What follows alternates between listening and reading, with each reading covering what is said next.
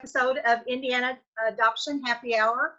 We're glad to have all of you with us tonight. I see all these familiar faces, and thanks. Hey, Peter, see you back again from Australia. Good to see you tonight. We've got a special guest with us this evening, Jeff Hancock. I don't know how many of you know Jeff, but I would like to, we're going to introduce him to you here shortly. Go over our little housekeeping items real quick and just a little bit about IAN.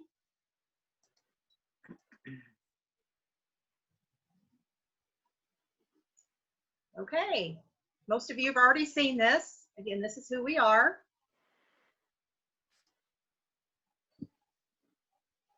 And our I'll find the other one since I find it. Here we go. our disclaimer. You're usually so quick compared to me. So for everybody's safety, we'll put everybody on mute. That always just helps. And if you have a question, you can do, you can unmute yourself or you can raise your virtual hand. This is a public meeting with no guarantee of representation. That information or identity shared is confidential. If you're experiencing a serious mental health event, such as suicidal thoughts, please contact a licensed professional or the suicide hotline at 1-800-273-8255. Great, thank you, Pam. You're welcome. We're really excited to bring Jeff on tonight. And just to tell you a little bit about Jeff, Pam and I both met Jeff in the summer of 2010 in downtown Louisville, Kentucky at an Adoptee Rights March. And actually that was the weekend I also met Pam. So, and it had to be the hottest weekend in Kentucky. It was like 110. And we were sweating. Pardon? We were sweating. Yeah, it was hot. Sweating. It was awful. It was awful hot that day. It was hot that day. That was a real exciting weekend. There was a lot going on. But that's where we met Jeff. And this is just a little bit about him. He is an LDA. And tonight he's going to share his personal story of how he, his personal search.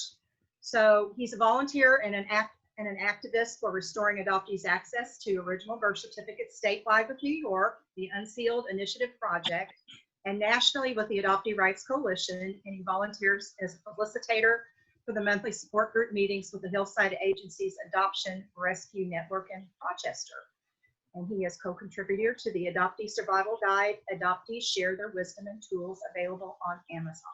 So welcome, Jeff, and we're anxious to hear this story that we've heard a few rumors about. A few murmurs about, yeah. No, I didn't really keep my story quiet all this time during the search and during the activism and whatnot. And because I kind of felt at the time that the more I shared my story, the better chance I'd have of maybe finding my family. Maybe there'd be somebody out there who some of this sounded familiar to, and not wanting to believe the truth that my mother was already dead before I even knew I was adopted. And so I was kind of running around like a chicken with his head cut off for quite a while there, doing two things: lobbying to get restored access to our OBCs, as well as conducting a search to try to find my family, and kind of juggling both of those at the same time. I'm not much of a searcher. I'm not very good at it, but I did facilitate a monthly group here in Rochester to help others make connections and try to find their people. And it was a really good group. Unfortunately, they had budget cuts a few years ago and we lost the group. It's one of those things you're kind of torn. It's like, you hate to see groups like that leave, but also you like finding out there's less demand for adoption than there was 20 years ago too. That the system is working a little bit better for some of these families, that they can stay together. So that was kind of my involvement with that. When I first found out, it was in March of 2007. And the story behind that, we live in Western New York, not too far from the Canadian border. And back at that time, we didn't own a house yet. And we used to go over to Canada, I'd say maybe once a month, maybe one Saturday a month, we just go over for a day trip. We like to go over and see the gorge, Niagara Falls, go to Lake Ontario, watch freighters come in the Welland Canal. They were all cheap, free events. It was like a playground. Our own backyard was southern Canada.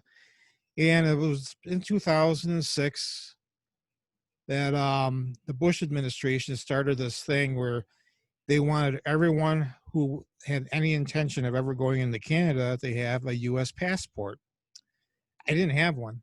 And I thought, well, I'd be damned if I'm going to lose my playground. I want to be able to make sure that I transition into this business of going back and forth to Canada without a problem.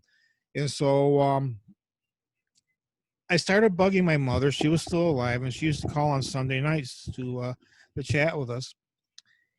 And so I started bugging her, saying, "Mom, I need my birth certificate to do this passport thing." "Well, you don't need a passport." Like, "Well, yeah, they say I do." She says, "No, well, just stop going." I'm like, "Mom, I can't do that.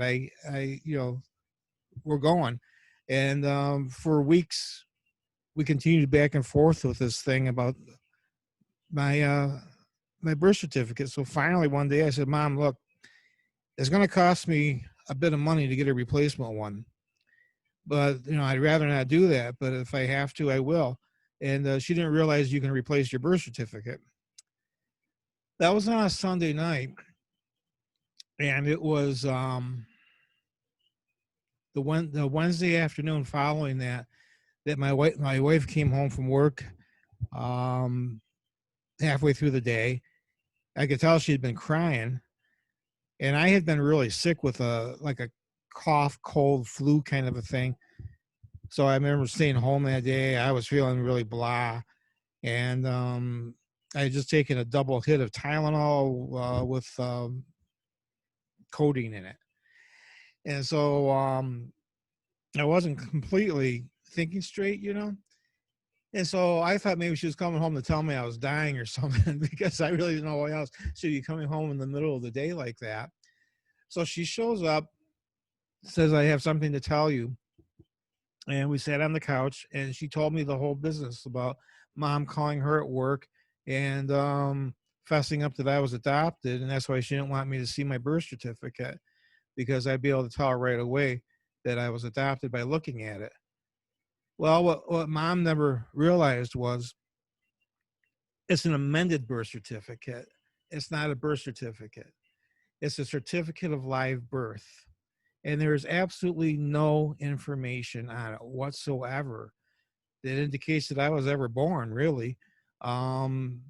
It's basically a blank sheet of paper, but there's a raised stamp on it saying that it was certified on February 27th, 1969, almost 4 years after I had been born. And so it was that discrepancy in the dates that she felt that would tip me off to my origins. And so she didn't want me to have my birth certificate until she found out that I could replace it. But as it was, of course, the amended birth certificate was of no value at all for getting a passport. What's one of the problems for being a late discovery adoptee? If you in my case, especially if your adoption was finalized more than 1 year after the day you were born on, your birth certificate is invalid as a source of identification for a passport. I don't know if that rule has changed since the Bush administration or not. Dealing with the shock of being adopted kind of took precedent over the need for a passport for a while. And so it wasn't until I think about 2012 that I went back to Canada again with an enhanced driver's license, and I was able to qualify for one of those. But I still don't have a passport, and no real plans to get one. I've got the enhanced driver's license. It's got like a little microchip in it and all that sort of thing. So so I'm good to go for that. I've been to Canada a few times, but nothing like we used to years ago. well, I own a home now. I spend my weekends working on it. But the second path, I didn't realize what a bum deal adoptees got when it comes to things like records and searching and amended birth certificates versus original ones. So I immediately got drawn into this. I thought, how dare these people deny me something that should be mine? And that was one of the things. That was one of the things that I was really triggered by all of this, was that so many other people can like waltz through life and get things like a passport, and I couldn't at the time. And so I see Paige's question. I think it's a New York thing. New York has always been so hard to make things easy for people, even though we got a really good law now for access. When we have open access, God, it took 30 some years to get there. And it was crazy. I never knew it was so hard. It's like you do things like you watch Oprah and Donahue and the different talk shows of the 80s and 90s, and they always had these reunion specials, and you watch that and you get drawn into it, and you're just kind of like, oh, isn't that sweet? Never did I imagine in a million years that I could be one of those people myself. And it took a long time for that to settle in, soak into me, that in all honesty, I had no idea who I was. And that hit me hard. Being a late discovery adoptee really was the pits. The first rejection was, of course, the passports issue and the not being able to have the birth certificate and all that stuff. And then as I looked at it more, I realized in my life how many times it was so obvious that I was adopted, that there was things overly obvious that I had just missed on all my life. There had been, people make slip-ups in social settings. They'd say things and immediately retract it, or that's not what I meant to say. You have unusual circumstances like that quite often. And, usually around family, you come walking into a room where people are talking, and all of a sudden it get real quiet and they just stare at you. That happened more oftentimes than not. And I did have a lot of questions for my mother after she did finally coming around to spilling it. Like, one of the things that always kind of bothered me was when I was a kid, my grandmother was extremely old-fashioned, very, very into her family roots because her parents had been German immigrants.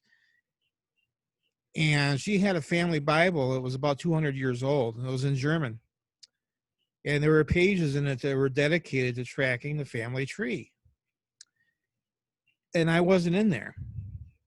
My siblings were, my cousins' kids were. Everybody else in the family was listed in the family tree in the Bible, except for me. So I had questions about that. Why wasn't I listed in that thing? And, there was no answer for that other than the fact that, well, I probably wasn't looked at as being blood family. And that's the determination I came up with. There was also no quilt. One of the traditions my grandmother had was that every one of her grandkids got a homemade quilt, except me.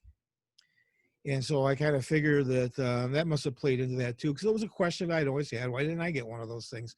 And I think that could be traced to the fact that I'm not her actual grandkid. So those were some of the things that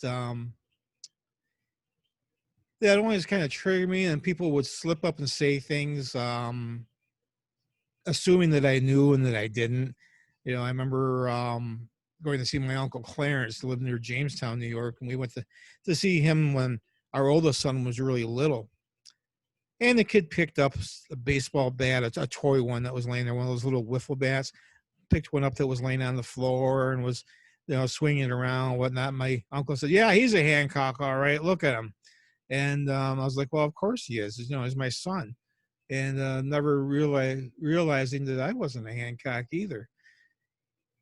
And so, as I kind of started navigating this whole thing, I looked for support wherever I could find it. I read every book on adoption I could lay my hands on. I started joining local support groups, which gave some help to it. And I went online looking for online support, which kind of led me to the groups that I wound up, eventually joining, and even in some cases leading the ARC, especially. I started off just making posters for them. I called myself the poster boy. I made the posters for the rallies and whatnot.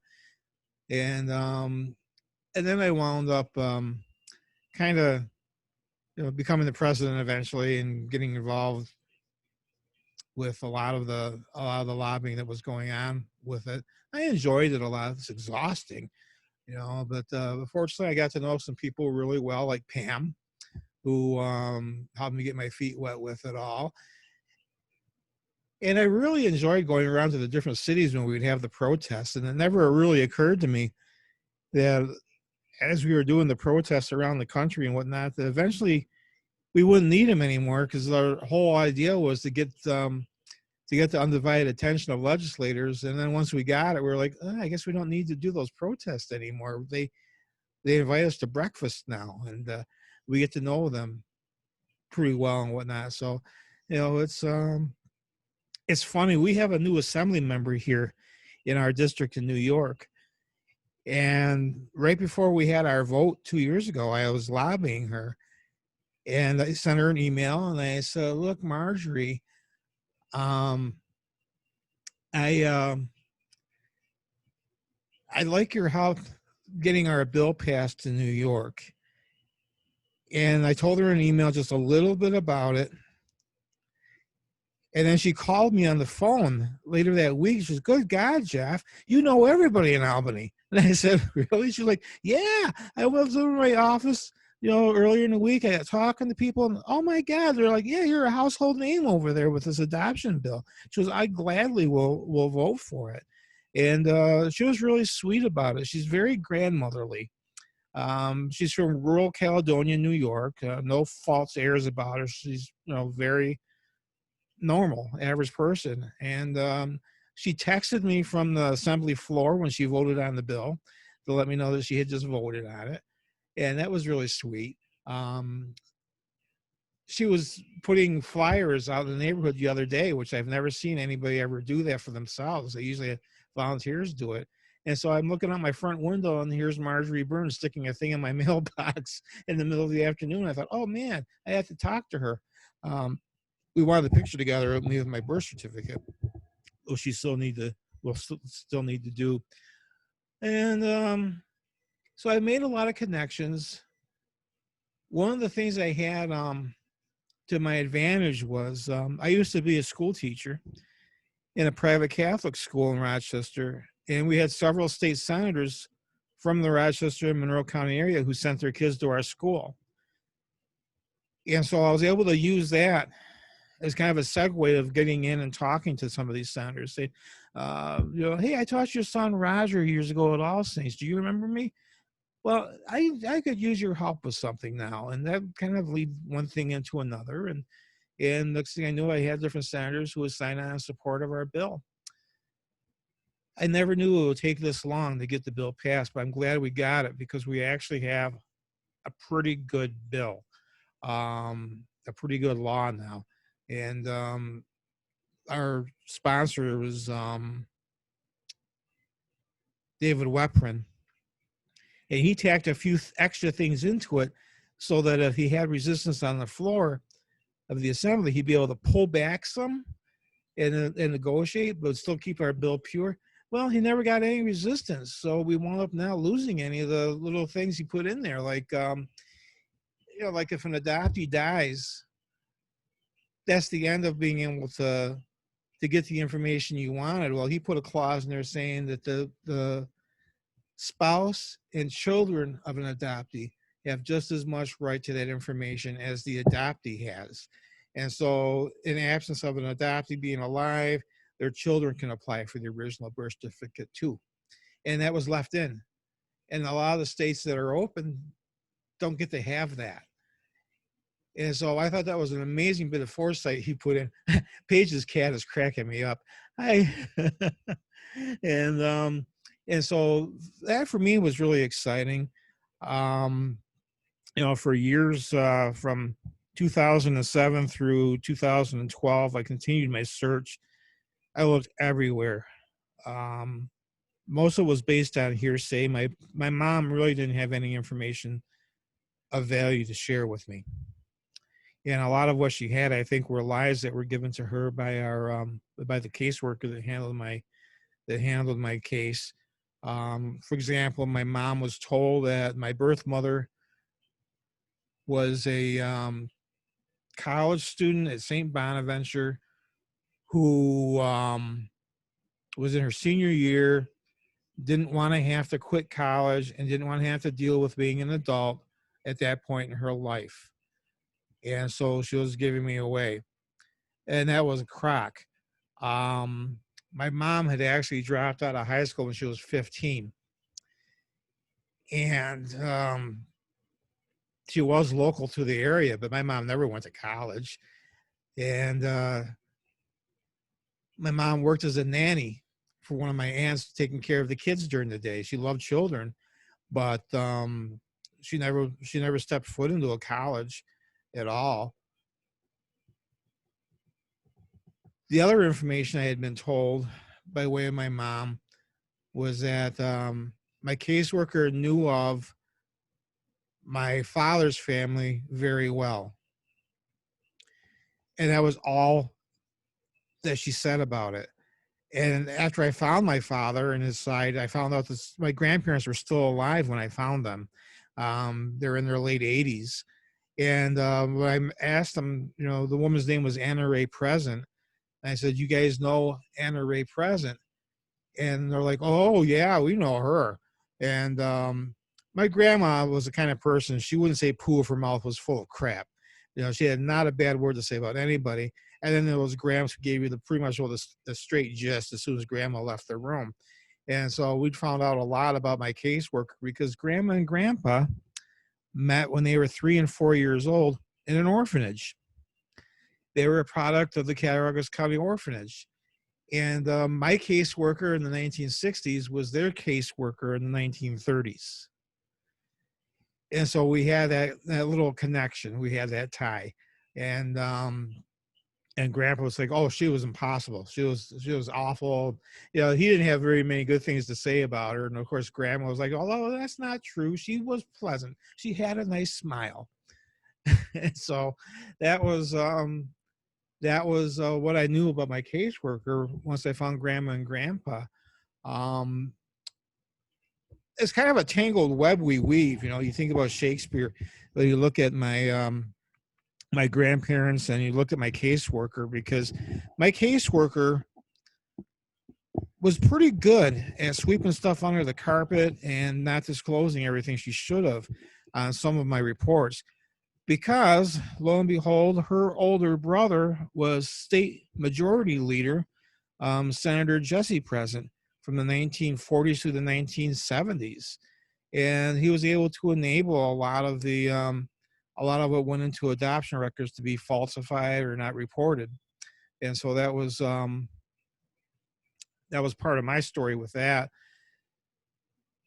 I filed for non-identifying information through New York State when I first sent away for non-identifying information. I was trying to get my birth certificate, trying to get copies of my adoption records, trying everything I could starting in 2007.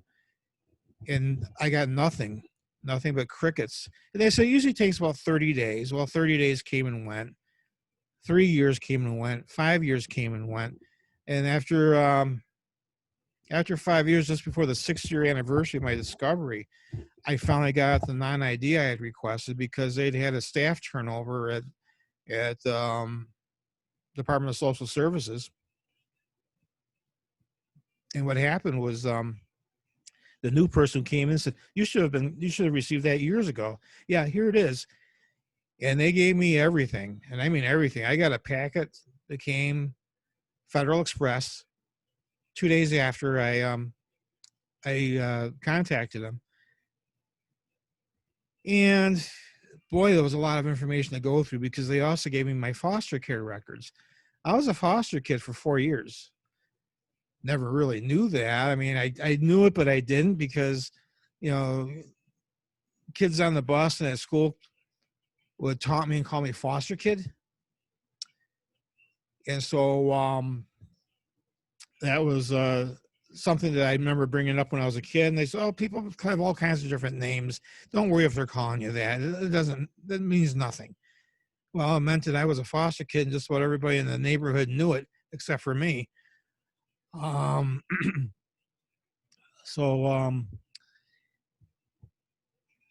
my train of thought there for a second. And so I had things that I sort of knew that my parents had picked up on from the caseworker back when I was a baby. And some of that did apply to me. The fact that my mom was from a large family, she was the youngest of 14. And that became huge during my search because I was looking for really large families. But in Cattaraugus County, New York, that's not an anomaly. There's a lot of big families rurally down there. And they all seem to be interrelated too, somehow. But when I finally got my ID, my non-identifying information, it was in the October of 2012. I had a search angel who had been working with me on and off over the years. And she only said if I ever got more information, let her know. And one night she contacted me and said, let's go over that non-ID. And it was like midnight on a Friday night. I was tired. I thought, I don't really want to do this, but let's go ahead and see what she's got. She had accounts of things like classmates and ancestry. And, back before the big boom and all this stuff really got popular and took off. And she was able to find my family very quickly based on the information that I had. Some of the information was redacted. There were quite a few black smudges, and then there was a couple of them that were missed. And so, like my mom's parents' anniversary was not blacked out. And so that was all the clue that she needed to go into Ancestry.com. And a few minutes later, she had everything. And there was a little confusion because it turns out that one of my distant cousins in the Hancock family, and my adoptive family, is married to one of my mom's nephews in my birth family. And so there was an overlap of names in there that kind of threw my search angel off briefly. And I just thought that was really, really cool because I grew up maybe 25 miles from my mom. And things, as I found out who my mother was, that was, there were things from my past that kind of started to make some sense to me because I realized that when I found out she had died in 1995 and I wasn't going to ever meet her, I got to admit that was hard. I took that harder than I actually did when my adopted mother had died in July of 2012, just before I found everybody. Mom died, and we just had her funeral in August, and then here I was in October with my birth family, or at least my mom's side.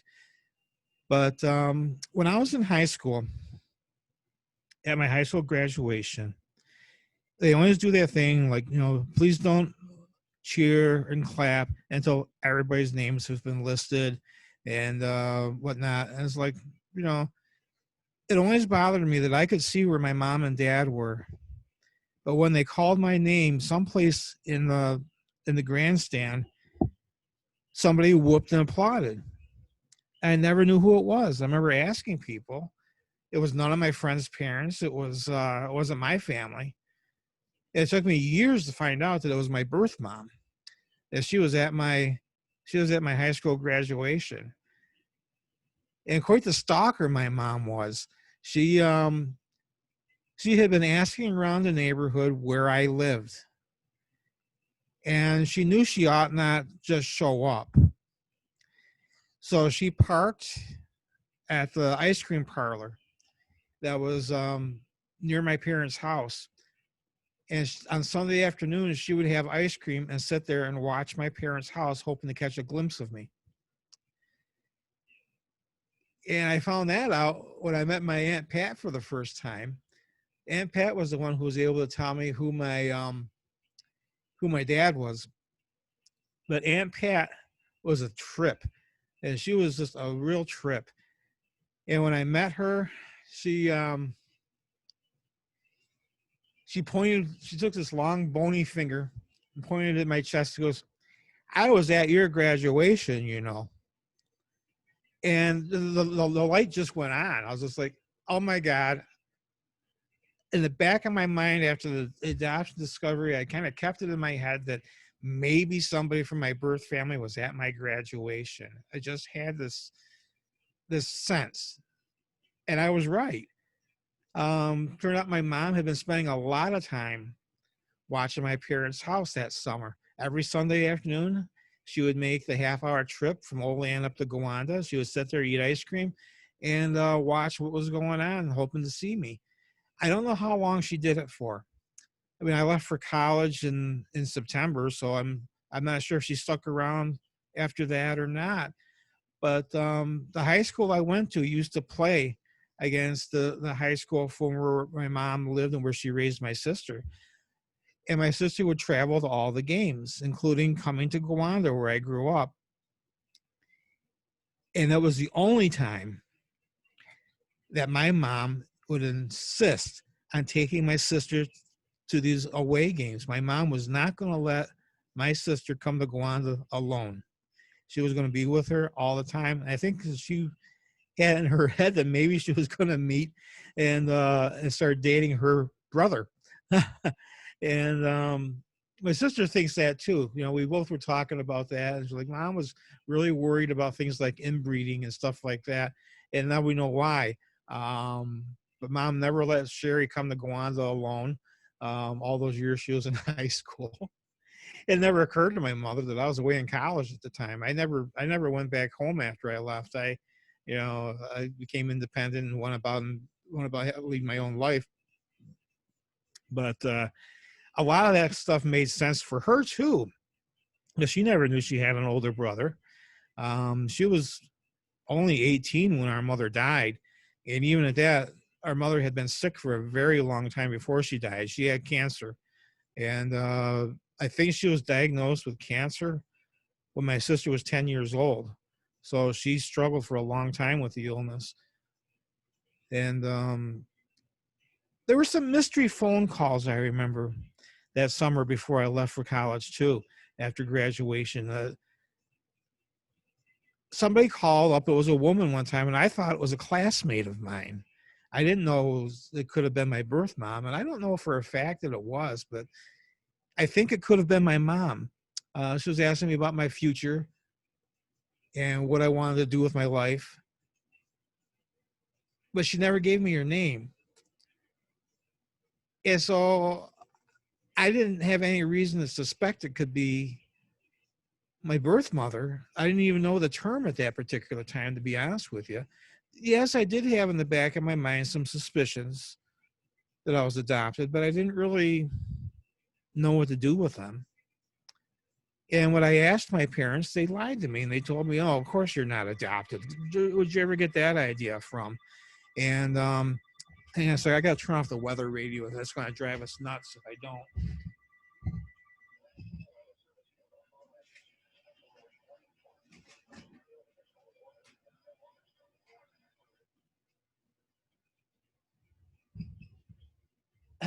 Yeah, that Pam, that Storm Pam was saying she was sending me is coming now.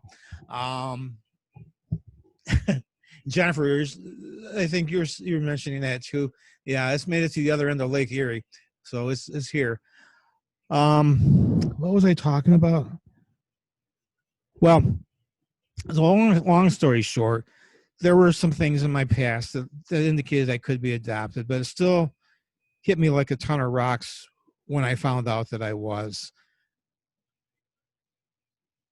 The the lack of a quilt, the lack of my name in the family Bible, all those sort of things were definitely signs. Getting bullied and harassed on the bus and in the halls as a kid. You're in kindergarten and kids are calling you foster kid and pushing you around the bus. Things like that stick with you. And then they make sense later on in life when you realize that, geez, even the bullies at school knew more about me than I do. And the feelings that you get, I don't know if there's like 20 of us in the room here. I don't know if anybody else in here is a late discovery adoptee or not. I think, Keith, you are, I think. Peter, yeah, Peter is. Yeah. The feeling that you get, it's like you're an attendee at your own funeral. You're in a room with family, but you're not with anybody you actually know. It's a sadness that I can't really compare to anything else. I grieve the loss of the Jeff Hancock I was from 1965 to 2007. And I didn't know who the new Jeff Hancock was yet. I had no idea who I was. And that quest for identity was really hitting me hard. Gosh, I had these nightmares of who my family could be. I'd have flashbacks to when I was a kid getting bullied, being called foster kid, and all these things. Words that I didn't even know the meaning of when I was 5 and 6 years old that stuck with me over the years.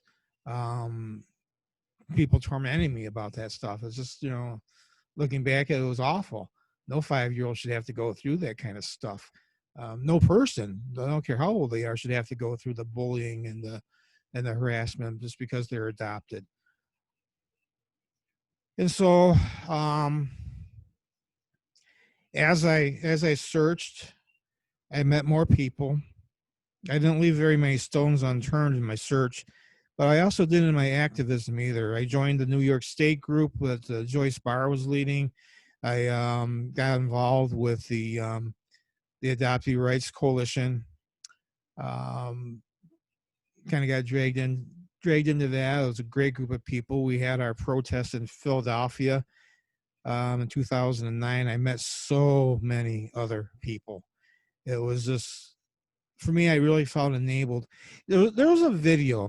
I used to watch an awful lot of MTV when I was in my early 20s. And it was a video, and you might want to go and Google it at YouTube. It was by Blind Melon.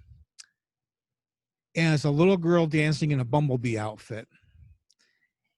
And she's always trying to dance in her outfit, doing her ballet and her dance steps. And she's laughed at and ostracized and kicked out of every place she ever goes into to try to perform her act and be herself, until she finally is dejected. She's sitting on a park bench with broken glasses. She's sad. And all of a sudden she notices in the field across from her a whole bunch of people of different ages and sizes and races in their bumblebee costumes dancing on their own. And she joins them, and her life is happy again. And that's, for me, is what it was like finding other adoptees, both at rallies and then at support groups and things like that. It was really huge for me to make those connections.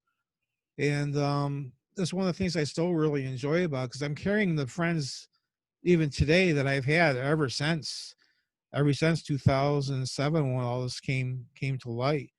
I wish that I were as active in it as I had been.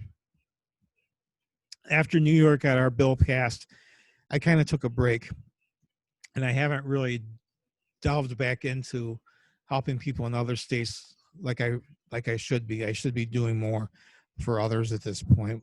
With the whole COVID-19 thing, though, you don't know what process people are in. I do write letters for the Access Group in Connecticut and Massachusetts. I've been writing letters for them. I don't travel much anymore. I had a bad spinal cord injury a few years ago, and then last year I had a really bad fall. Yeah, so I'm on blood thinners and having a really hard time just walking around. So I'm not traveling like I wish I could be right now, and really can't be with this whole COVID-19 thing anyhow. But I hope to get back involved with it. I'm hoping to do more letter writing and phone calls and things like that as need be. It matters to me a lot. It really does. And it's something that I kind of enjoy doing. I get to meet other people and I get to do something for the common good. And that was one of the things that the day that I found out I was adopted, I thought, I'm upset about this.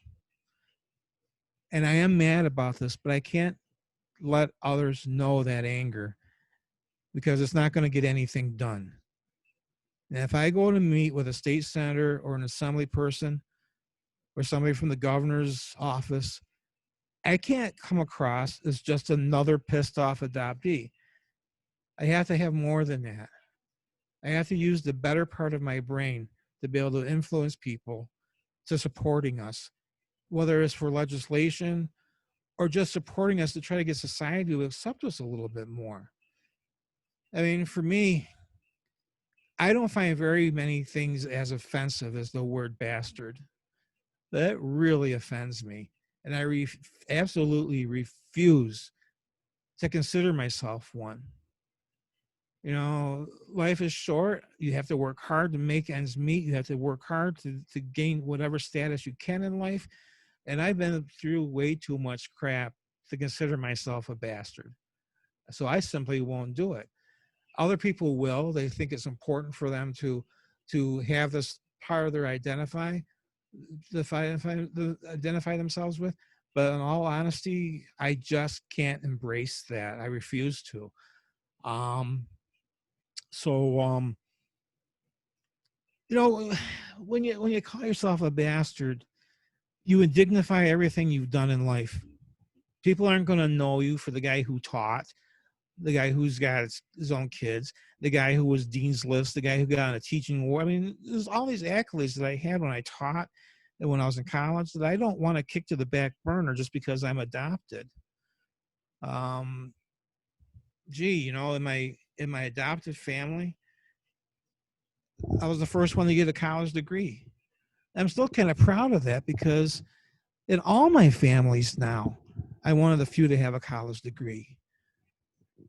My paternal birth family, my grandma was her valedictorian, not once but twice. She was valedictorian in high school and again later on in college. And I find myself really being drawn to grandma because she and I had a lot alike. We were both pretty serious students, but we still like to have fun too. I mean, I took the SAT in 1982 with a hangover.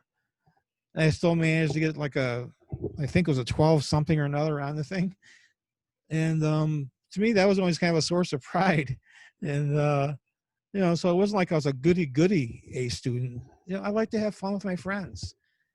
And that's a bit about me. I don't know if you guys have any questions or not. I really never been very comfortable talking about myself, but then when I do, I usually can't shut up.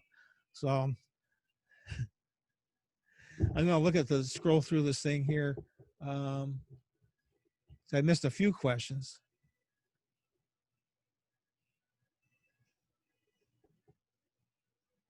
Peter, that sounds a lot like my family too.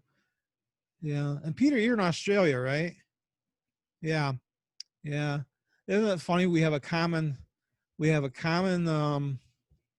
commonality in being late discovery adoptees, no matter where you're from. Here's an interesting side story to my adoption discovery. I don't know if many of you guys know Neil Richards or not. He's an Aussie. He works in selling gemstones, whatnot. He's a late discovery adoptee. And when we first met, Facebook was just kind of getting started being a public area, and we met through Yahoo groups at first, for a group there for late discovery adoptees. And one night through Yahoo Messenger, Neil and I were talking, and I told him, I said, I knew a lot about Australia because my adopted dad was in World War II. He was stationed in New Guinea for most of it. And he was like, so was mine. As the conversation progressed, we discovered that his dad and my dad were together in Port Moresby, New Guinea during World War II. And both of them had kids who were late discovery adoptees. My dad always talked about being on the Kokoda Trail with the Signal Corps, looking for places to put telegraph wires. And they had an Australian bush guide with them to help them navigate the jungle. It was Neil's dad. And, to think that 40 some odd years or 50 some odd years later, we're connected through adoption just astounded me. I couldn't believe it when I heard that.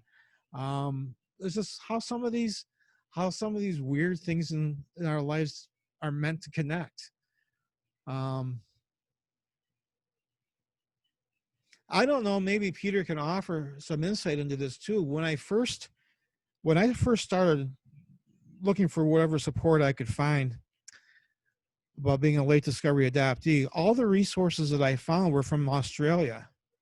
The Benevolent Society had several Adobe documents that you could download and print off on the topic that were wonderful. And I still use those today. We have a late discovery group on Facebook. Only late discovery adoptees are welcome to join into with it. And gosh, when we started that group 10 years ago, there were 3 of us in there, and now there's 400. And I just can't believe how many of us there are out there and how there's still more. And it seems like we find more and more every year, right after the holidays, when people get the results back on their 23andMe kits that they got for stocking stuffers. I'm sure that that's something that people weren't really anticipating when these kits started being available to the public, but I'm really glad they are. I think it's important that we live transparently. I took an oath the day that I found out I was adopted, because as much as it hurt, I made an oath that I would never lie again, ever. And I haven't. And especially when it comes to family things and when it comes to the story of my adoption, I refuse to lie and I refuse to cover it up. Maybe I'm arrogant, I don't know, but I just don't see any advantage to living the life as a secret. I just honestly don't. Secrets hurt and lies hurt. So why do we want to live that way?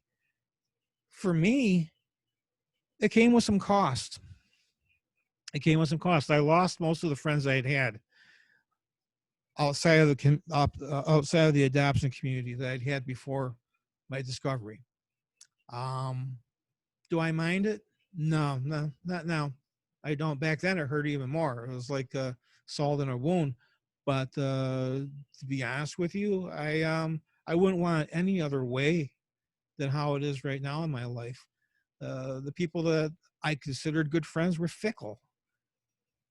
The fact that they found out that I was a bastard, they looked at me differently. And I was still the same Jeff, except for I was a little bit more socially aware. I was filled with a resolve for us to have our OBCs and to live our life not having to be a secret. Those are the 2 big things that changed in my life. I had 2 friends. We went all the way through college together. We were close friends. We were all in each other's weddings. And they actually had the nerve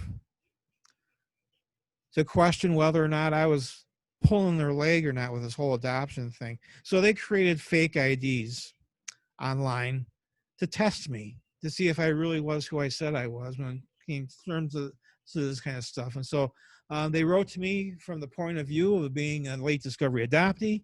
They wrote to me from the perspective of being a birth mom, a birth dad. I mean, they kept on creating all these bogus identities for weeks. And I'm a trusting person, so I was helping them based on what information they gave me. And I'd contact some of the search angels I knew because I'm not a searcher. I could never be what people like, you look at like Laura Brand Weatherspoon, or you look at Priscilla Sharp or Joan Edelman, you look at the work that it just naturally comes to them. I can't do that.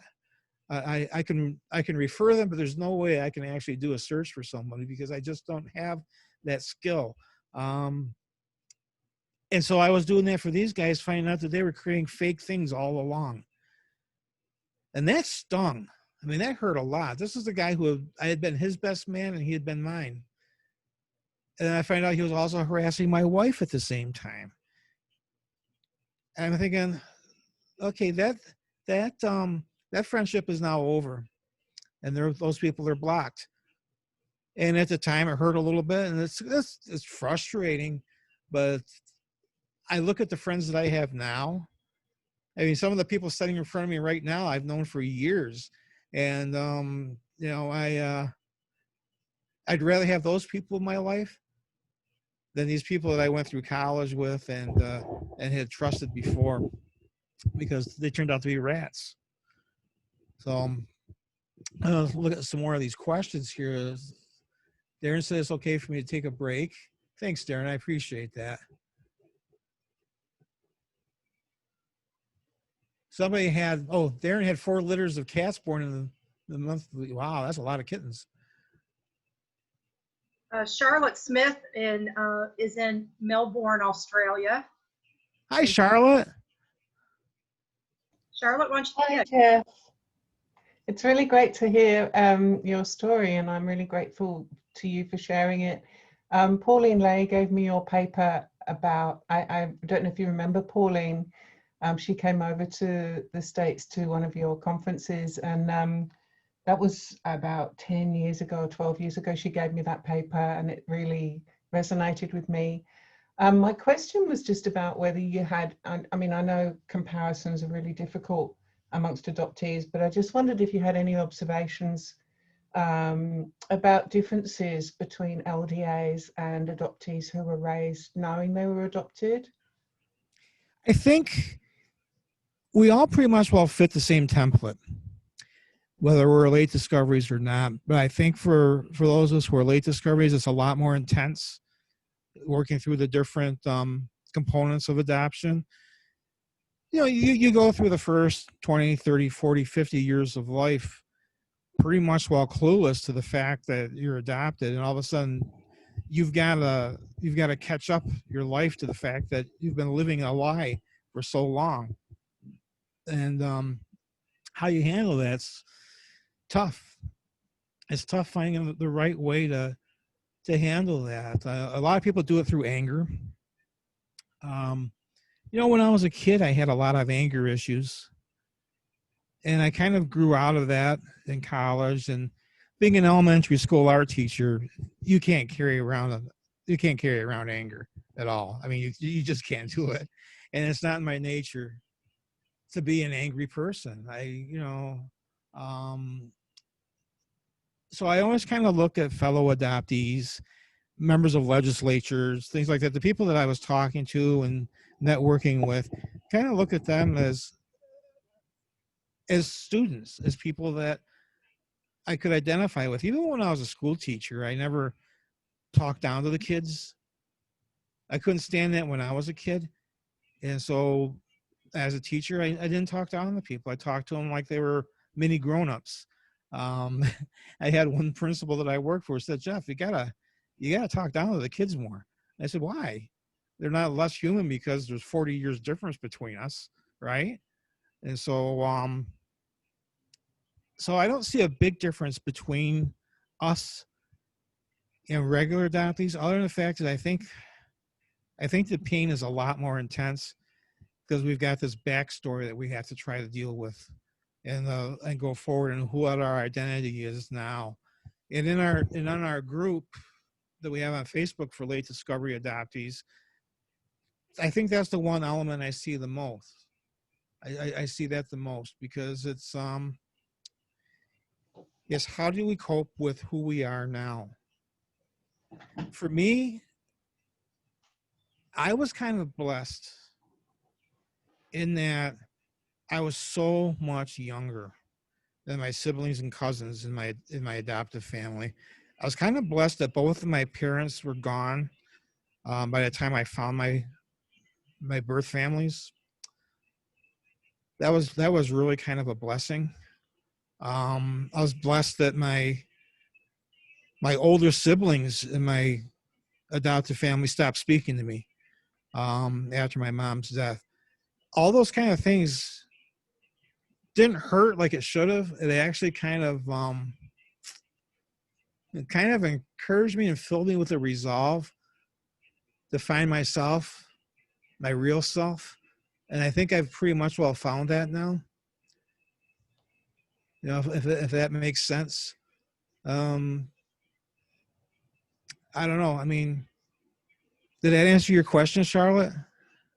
Yeah, it did. Thank you. I mean, I suppose one of the things that struck me when you said, you know, about the passport, and you said this isn't okay. You know, you felt this isn't okay. This isn't fair. This is unjust. And that's something I've noticed about late discovery adoptees is that you know, because they've been brought up with maybe the expectation of being treated the same as everyone else and fairly.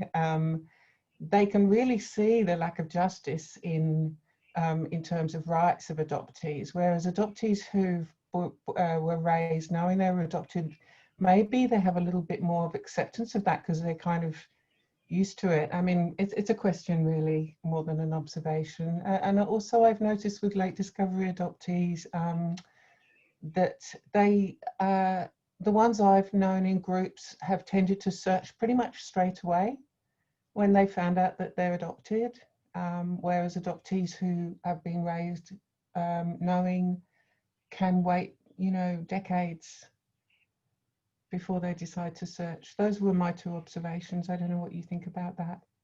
You know, it's interesting because a number of years ago, when when MySpace was still the key social network thing and Facebook was just starting to kind of catch on, I was contacted by a woman in California who was doing her PhD.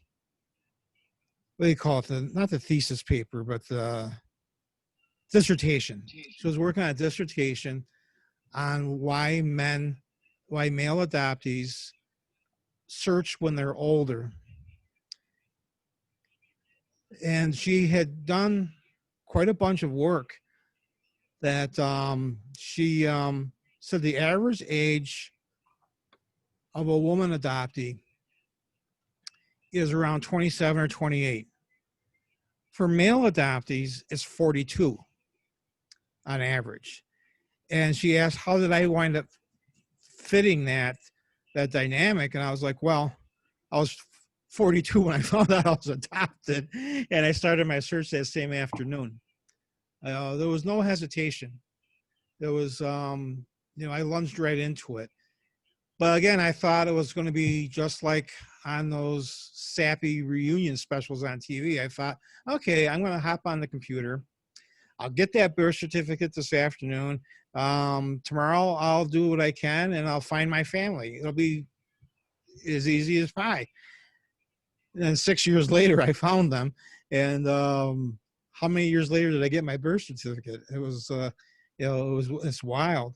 But yeah, that fits in perfectly, Charlotte. Yeah. Mm-hmm. Yeah, interesting. Thank you.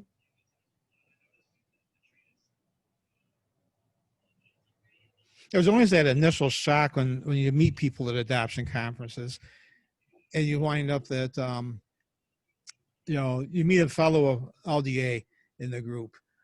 For me, that moment was when I met Daryl McDaniels from Run DMC. He was keynoting the conference that Hillside used to have here in Rochester. And just before just before Daryl got up and talked about his experience as an LDA, I received an award for the support group that I used to facilitate. And so he was all ears. I mean, he was listening to everything I was saying about being an LDA. And what was so funny about that is after his spiel was over, we stood there talking in the auditorium, finishing each other's sentences because our stories were so much alike. And we spent the rest of the day just hanging around talking to each other, clueless to everybody else that was there, because it was like we'd known each other our whole lives. It was wild. And it's like that with a lot of other LDAs I've met online, especially through our Facebook group. Susan Bennett and I have been running the group for quite a few years now. And we very carefully vet people who come to us for membership. Somebody writes to us and said, well, my sister's an LDA. Well, that's not good enough. You've got to be an LDA. We don't want to have go off on tangents. We want to have the actual LDA in the room with us. I think that's just a really important thing to have as a support for all of us. We need that support. So. Okay, Jeff. Marilyn, you want to take yourself off mute and ask Jeff your question?